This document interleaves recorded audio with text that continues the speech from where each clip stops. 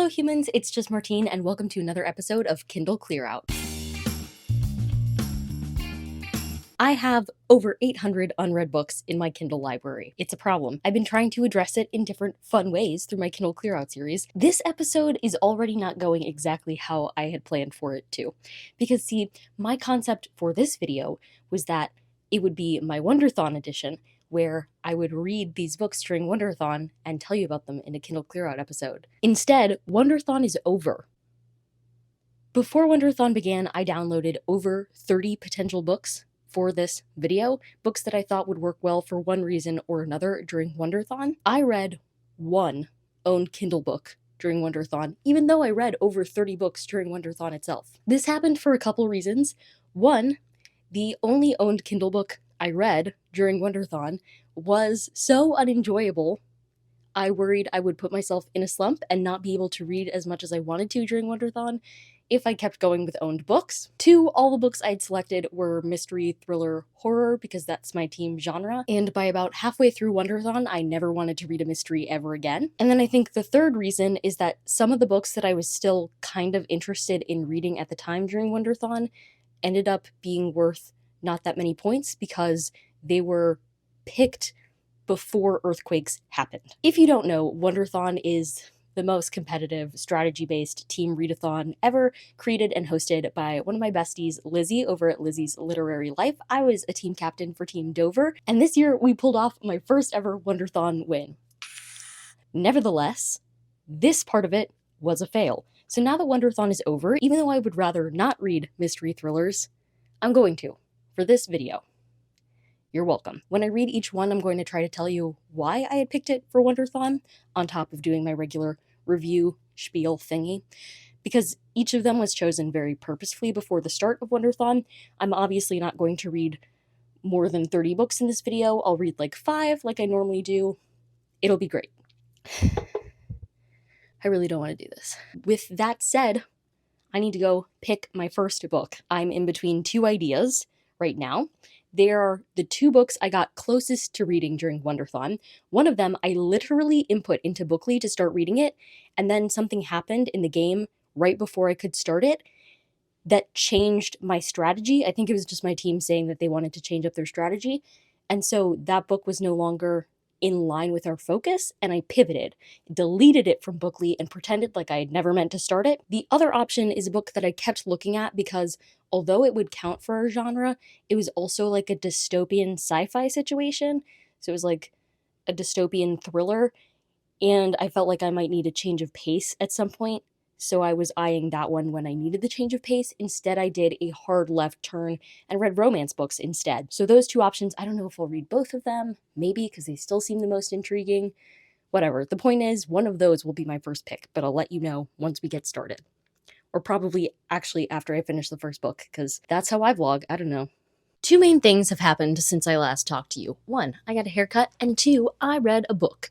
In specific, I read The Depths by Nick Thacker, I want to say, and I gave it 3 stars. This is a sci-fi thriller. It's actually labeled as a techno thriller about this woman and her soon-to-be ex-husband. Their son suddenly one night is kidnapped, and the colleague of the wife is murdered.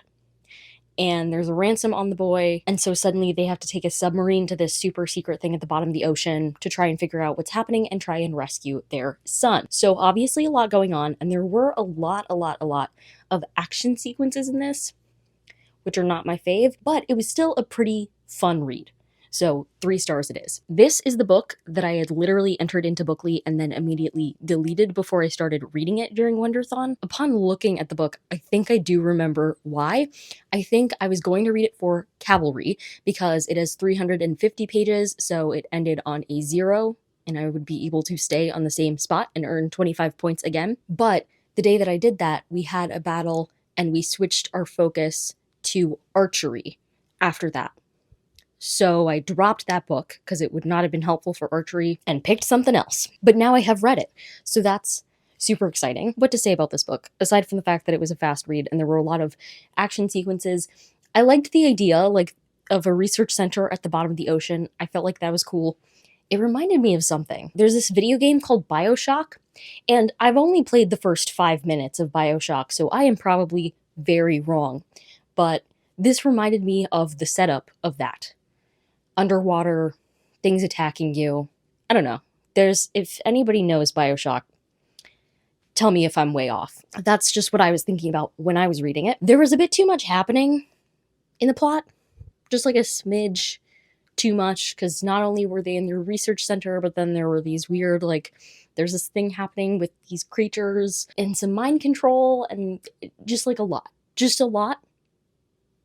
A little too much. Regardless, had a pretty fun time. So I guess the question becomes, what do I read next? I have 30 options, well, at least 30 options, because I actually selected several bind-ups to choose from during Wonderthon. And fun fact, the one owned Kindle book that I read during Wonderthon was the first book in a bind-up. And I would have DNF'd the rest of the bind-up if the book was by the same author from the same series, but it was 4 authors that collaborated, so I'm gonna give the other authors a shot.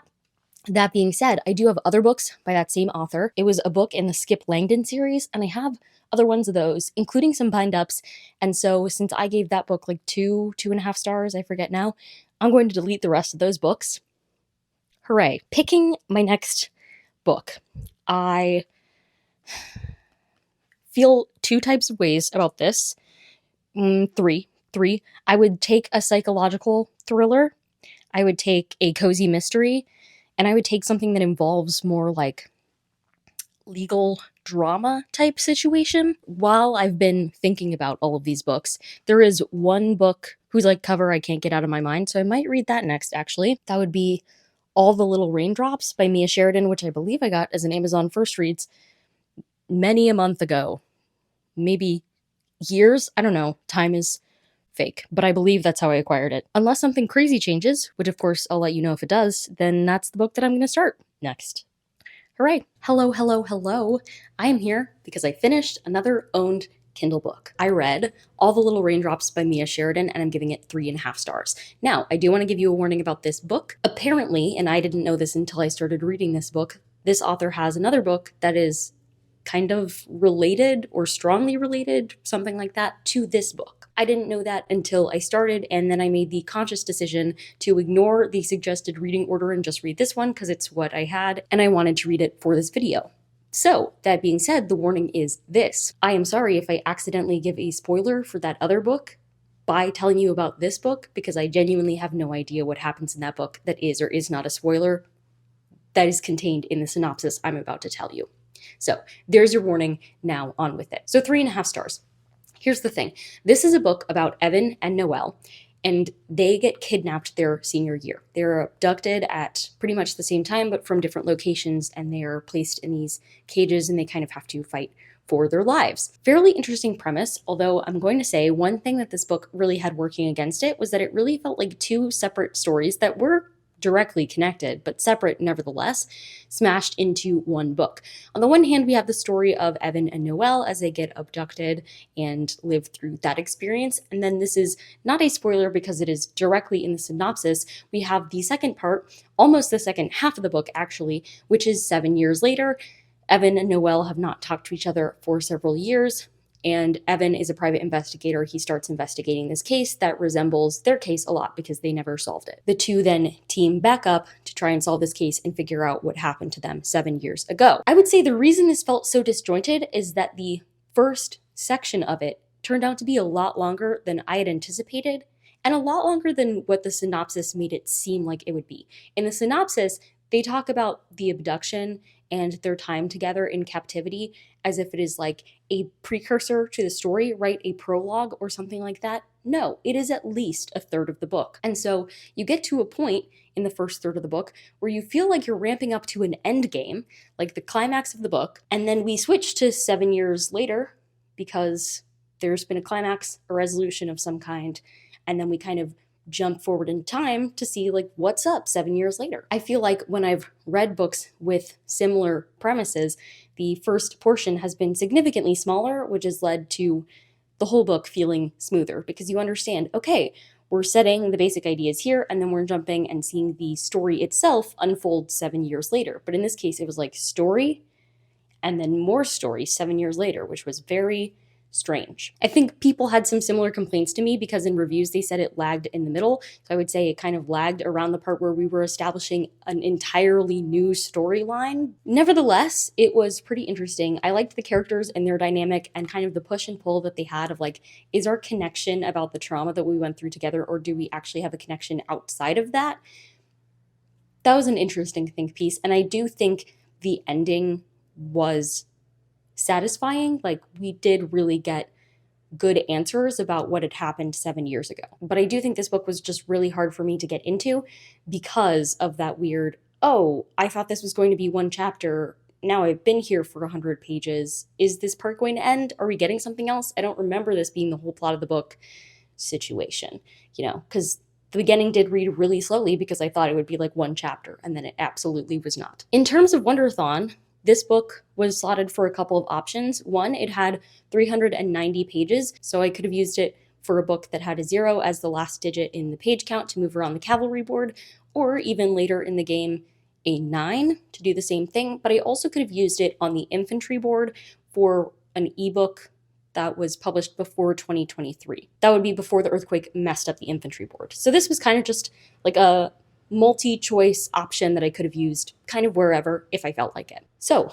on to the next book. My next book that we're clearing out of this Kindle was The Fashion Hound Murders by Elaine Vietz or something like that, and I gave it 3 stars. This is technically the 5th book in a series. I have read none of the previous books in this series. Welcome to my life. I do have another one of the books in this series on my Kindle. I have the 7th one. For now, I'll keep it. I had a good enough time with this one. In this series, we're following this lady. She's a pretty annoying lady, and the other reviews of this book will attest to that. Like, she's got some opinions. Anyway, we're following her. Her job is a mystery shopper, and I guess sometimes that gets her into trouble. Like in this book, when she's tasked with mystery shopping this pet store because corporate is trying to figure out if they're getting their dogs from puppy mills, and then everything spirals rapidly out of control. Like very, very rapidly. I think the main annoying thing about this main character, her take on men and her love interests, really annoying. Honestly, the way that she treats other people, kind of annoying. She just spends so much of the book being like, this person that I'm dating, I think they're so boring, I'm probably gonna break up with them eventually. And we're just like, girly, what? And then she's talking to other guys and it's whatever. The point is, she's a bit annoying. But the concept was pretty interesting. Some of the like murder mystery aspects were also interesting and unique. It wasn't like a traditional murder. You know what I mean. It's not like a regular crime book, I guess. So there were interesting parts of it, and it was a pretty quick read. It's like a little under 300 pages, so pretty fast and easy to read. Not the best writing style, but one that just kind of goes. This book, hear me out. It, of course, could have been used on the infantry board for a book published before 2023 that was an ebook. Totally possible, but the main reason I actually downloaded it as a potential Wonderthon read was because I knew that earthquakes would happen.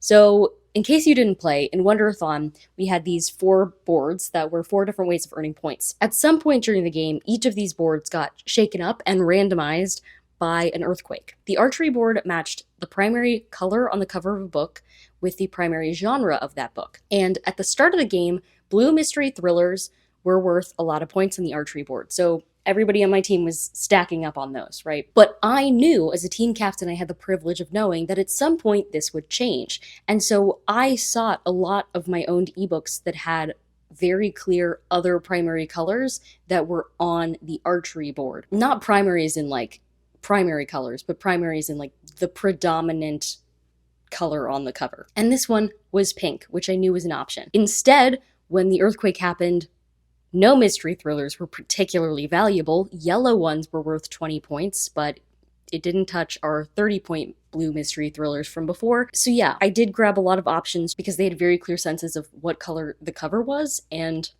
that was hard to determine for some other books. I knew it would get shaken up, so I chose this pink one as like, hey, if pink happens to become the 30-pointer, I'll have it. And then it didn't. So yeah, I didn't read it, but I have now, and clearing it off my Kindle.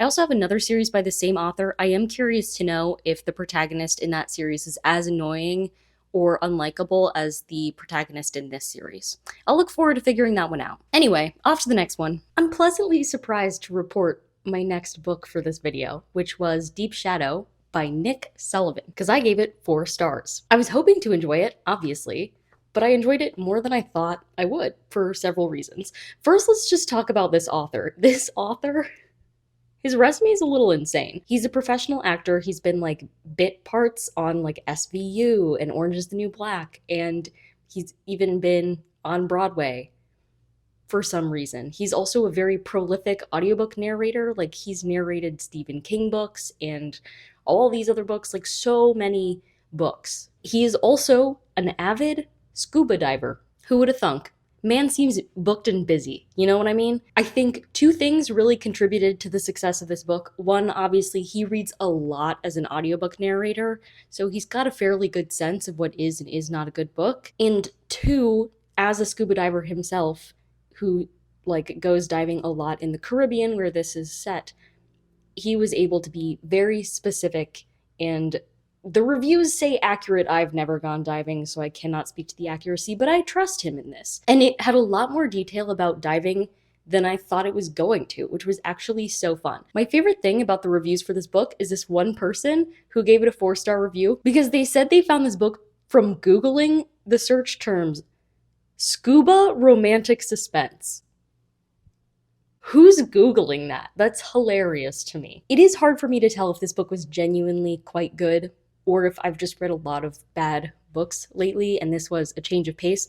Regardless, I'm giving it 4 stars. In this one, we're following Boone, and he is a dive master in the Caribbean. He starts in Bonaire, I think. And one day he is out diving with his fellow dive master and the girl he's got a big fat crush on when they turn around and there is a submarine there passing them by. And for some reason, these 2 characters, especially Boone, make it their business to know what this submarine is up to. It was pretty obvious to them fairly quickly that this was not a military sub, this was some type of illegal operation, probably involving the cartel. And for some reason, Boone wants to figure out what's going on. He went to some pretty absurd lengths to figure out what was happening with this submarine. I'm pretty sure most people would be warned away from doing things that he did. I guess that is the point. And personally, if that ever happened to me, I'd be like, I don't know how to track down this submarine. I guess it's gone, which I suppose he did at one point. It wasn't fully his fault that he got a bit unhinged about it. I'll just say that. My favorite parts about it were all the diving information. They went on so many dives, they described the dives, they described the animals that they found and a bunch of their like favorite diving spots, which was super fun. They talked to lots of other people from beginner divers, like we got to see our main characters kind of helping newer divers, and we also got to see them hang out and go on dives with more experienced divers. For some reason, it was just so fun. And even though it had quite a few action sequences, so many of them were like on the water in this really fun way. I don't know. It just kept me turning the pages. I kept being like, I don't really want to read this book because I've read a lot of it, so I'll read another book. And then I'd be like, well, I'll just read 10 more minutes of this book and then I'll switch books. And then 30 minutes would have passed. So I just had a lot of fun with this. So much fun, in fact, that even though this is the only book from this series or by this author that I have in my Kindle library, the rest of this series is available on KU, and I might just go read some of them. Maybe. I have a lot to read, so like I'm not running there ready to pick it up right now, right? It's not like a 5-star. But this is a vibe I might want to return to. The reason I had this in my Wonderthon list, pretty simple. 2 potential reasons. One, it has a 0 on the end, 340 pages to move around the cavalry board.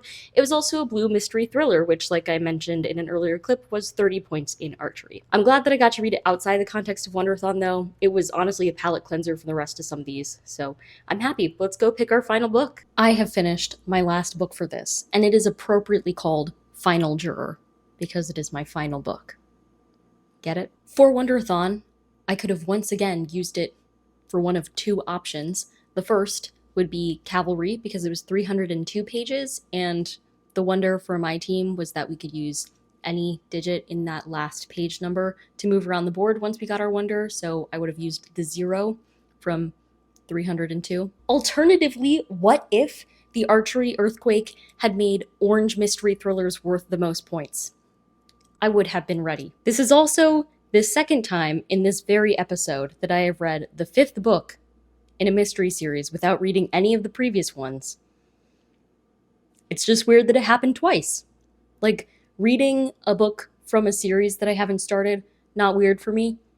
The 5th book, specifically, 2 times, 1 video, it's weird. I gave this book 3 stars, which I feel very conflicted about because I had so much fun reading this book, because half of it takes place in a courtroom from the perspective of a person who is on the jury, and most of my research is about jury decision making, so I loved that.